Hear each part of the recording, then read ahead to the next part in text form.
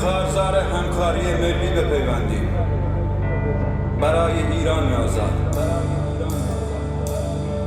به پا خیزیم برای فتح تهران، برای جشن آزادی ایران.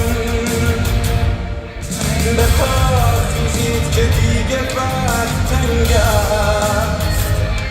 به پا خیزم وطن که دست جنگ است.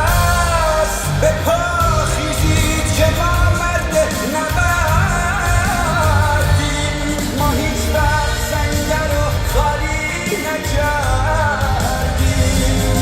بخون تاریخ این کهنه دیارا که جون داریم ولی سرخم نکردیم. کمک کنید که این کابوس تموم شه، بره ابر سیاه باز رنگین کمون شه. کمک کنید که مادران دادخواه همونی رو که میخواهند همون شه، که جمهوری اسلامی تموم شه.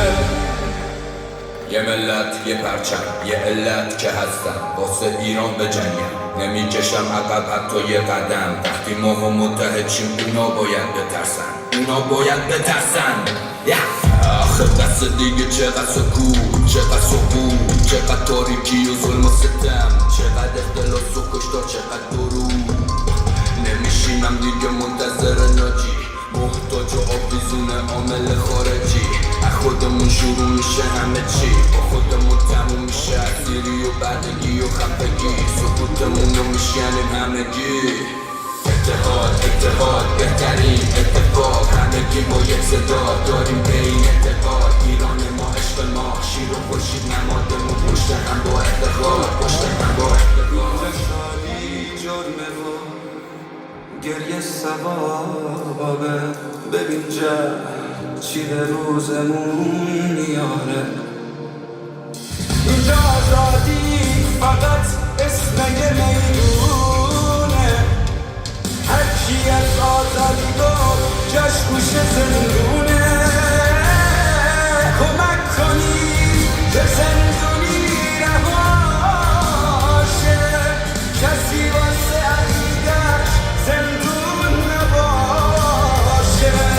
کمک کن دست منو تو باز میتونه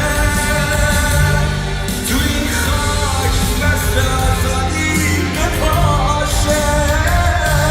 نگو که بی تفاوت بی خیالیم، ما به غیرت ایرانیمون میبالیم. بیا تا من و تو ماشیم دوباره، که اهریمن زود از پا دراریم. که اهریمن زود از پا دراریم. که اهریمن زود از پا دراریم. با سپاس از دایان ربیعی و مصطفی کنعانی برای آهنگ زیبای بپاخیز.